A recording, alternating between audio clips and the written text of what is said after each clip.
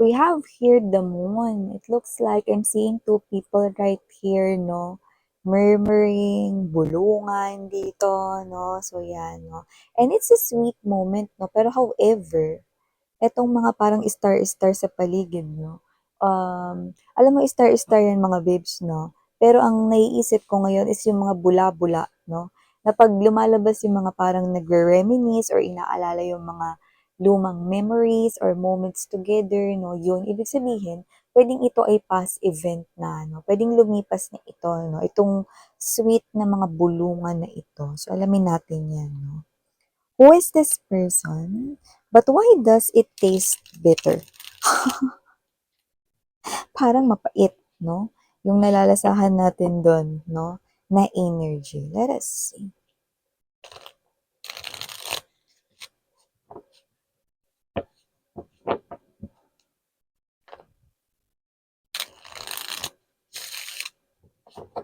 Okay.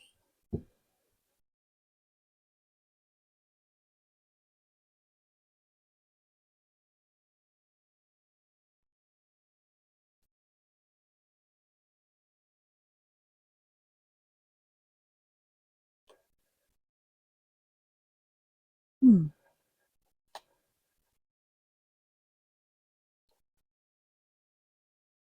Mhm.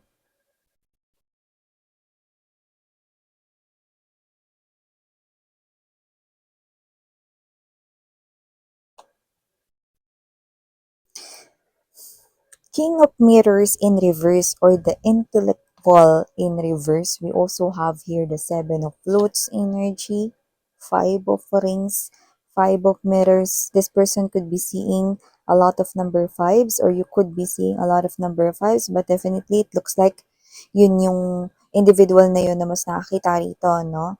Ng number fives, no? Definitely someone who wants change, no? Drastic change right here, no? And we have here the Seven of Roses. We have the drama, villain, and the tattletale. Bottom of the deck. Oy, I like your energy. We have here the Keep It Chill with the number 14. Okay, we also have here the Four of Flutes. And we have the Page of Rings.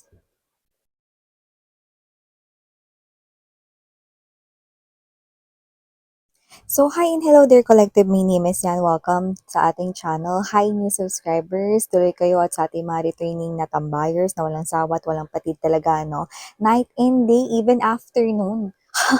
Pati merienda time and recess time na nandito. Thank you so much, mga babes. And, excuse me, yun nga, no, wala tayong gender dito. So, by lalaki, LGBT, lahat welcome. Pwede rin pong i-switch at magkapalit-palit yung mga roles dahil general reading ito. And, you know, at the end of the day, meron kayong free will like it's up to you kung gusto nyo yan, no, na gawing guidance or not. And yes, no, kung hindi nyo pa nalalaman, meron pa po tayong isa pang channel. Link is down below sa ating description box. Kaya kung interesado kayong tumambay dyan, of course, you can do that, no? Basta, please lang, just take only what resonates, no? So, dyan sa channel na yan, no, is meron din tayong ina-upload na collective readings every day. That's for all signs, okay? And yun nga, timeless din po tayo dito sa pwedeng ito ay nangyari na, pwedeng nangyayari na, pwede naman na hindi pa at mangyayari pa lamang, no? But it looks like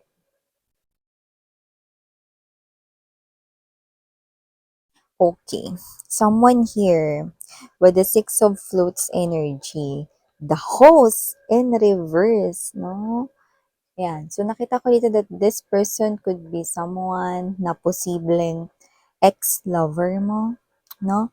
So, let me just get straight to the point. With the opening up right in there, Seven of Mirrors, Page of Mirrors right here, nakita ko dito na posibleng pinagsasabi niya yung mga sikretong nasabi mo sa kanya nung kayo pa. So, kung sino man tong ex-lover mo, ex-person mo rito, pinagkakalat niya ngayon yung mga sikretong shinare mo sa kanya no, nung time na kayo pa. No? At hindi lang yun basta mga sikreto.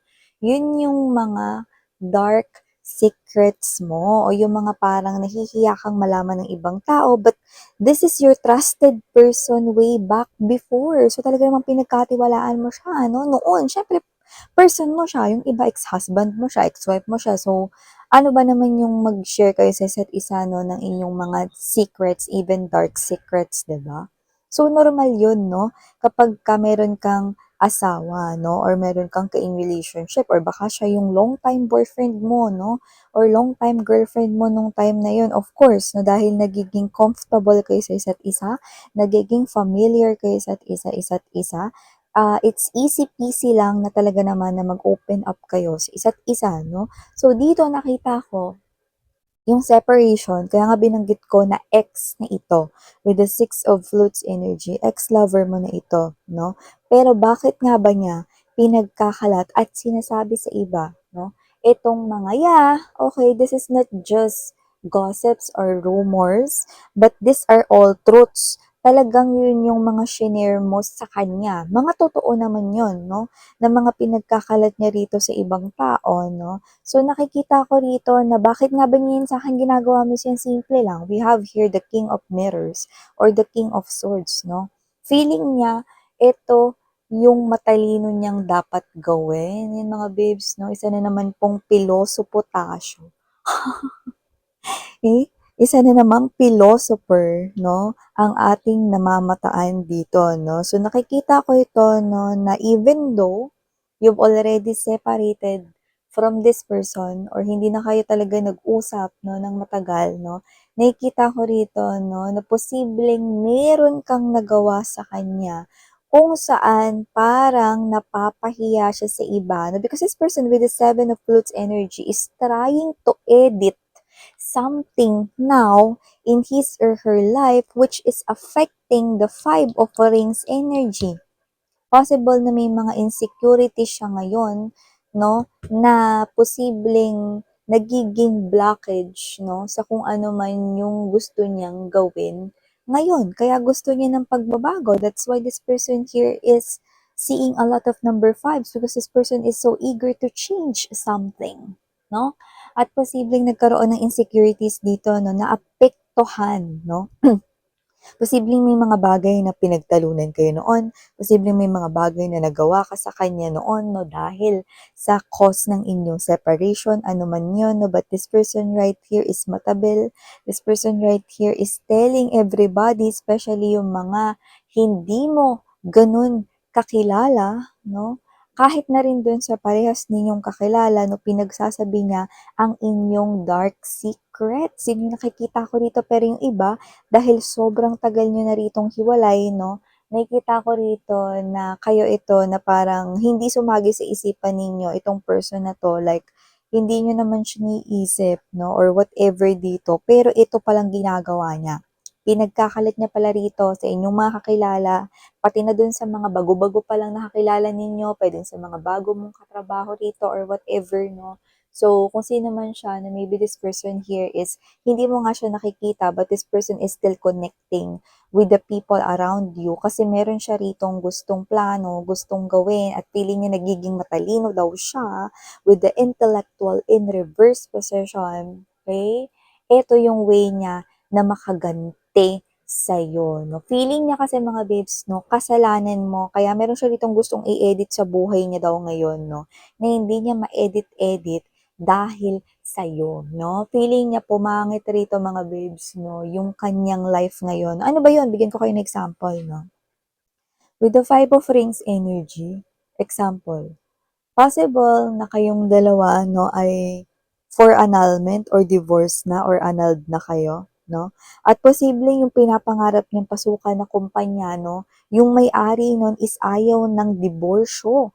Ayaw rito ng mga nasisirang marriage, no? Kaya hindi siya tumatanggap ng mga empleyado na sira ang kasal, no? At take note, pangarap niya yun na pasukan. Kasi posibleng yun yung pangarap niyang kumpanya, no? Pwede rin naman yun yung pangarap niyang posisyon. Pwede rin naman na maganda yung mga benepisyo at mga salary doon, no? Income, no? So, hindi niya may pasok-pasukan yun dahil hiwalay siya sa inyo. Ano? Eh? Or, okay mga babes, no? Or siya ito, no, na-annulled kayong dalawa, no? Or kung boyfriend-girlfriend mo ito, no? Possible na yung may-ari ng kumpanyang gusto niyang pasukan, no?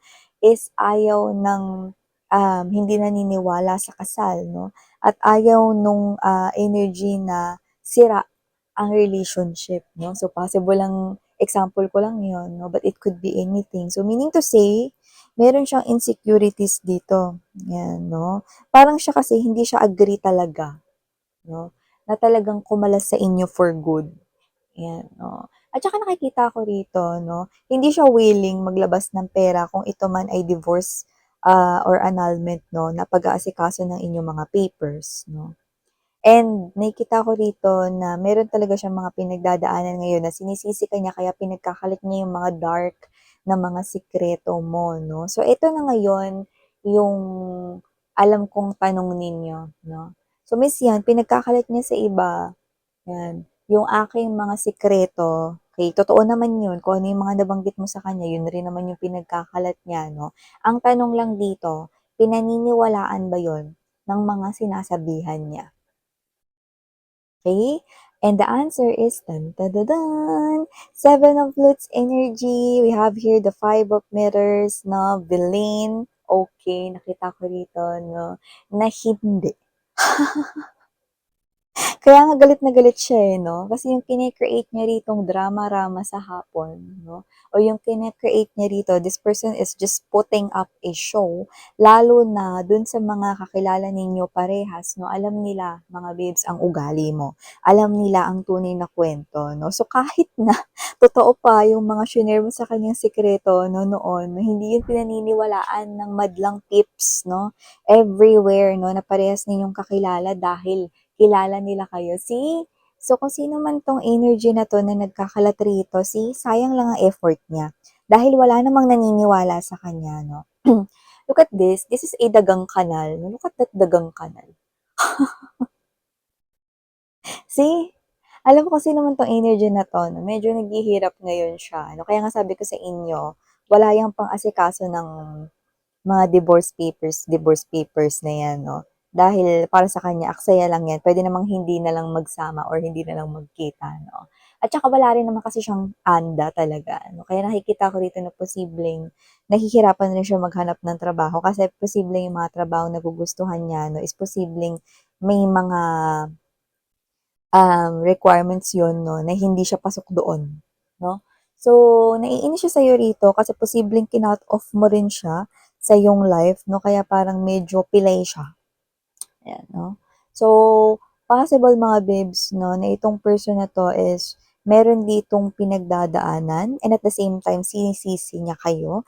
Kaya niya pinagkakalat dito yung mga sikreto ninyo 'no. So, kahit na totoo pala yung mga sikretong sinabi mo sa kanya noon, ang nakakaloka hindi naniniwala yung mga tao sa paligid 'no.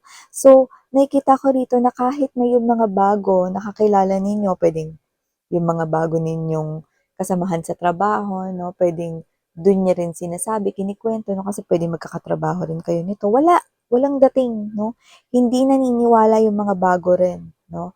Kasi nararamdaman nila rito mga babes 'no, na iba ka, okey? So, posibleng hindi tumeterno 'no, sa kinikilos mo ngayon, ano man yung sikreto 'no, lalo na mga babes kung super luma na ng sikreto.